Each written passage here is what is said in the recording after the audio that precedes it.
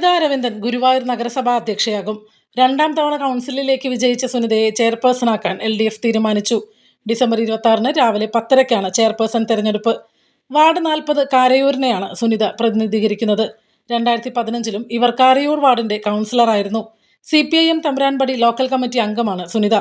മഹിളാ association area executive അംഗവും മഹിളാ സഹകരണ സംഘം ഡയറക്ടറുമാണ് ഈ 46-കാരി. കാരയൂർ വാർഡിൽ നിന്ന് 600 വോട്ട് നേടിയാണ് സുനിത വിജയിച്ചത്. 272 വോട്ടിന്റെ ഭൂരിപക്ഷത്തിലായിരുന്നു വിജയം.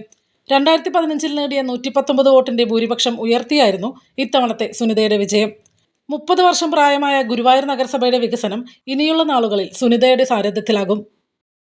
കൗൺസിലറായി തെരഞ്ഞെടുക്കപ്പെട്ട സുനിത അരവിന്ദൻ എന്ന ഞാൻ നിയമാനുസരണം നടപ്പിലാക്കിയ ഇന്ത്യൻ ഭരണഘടനയോട്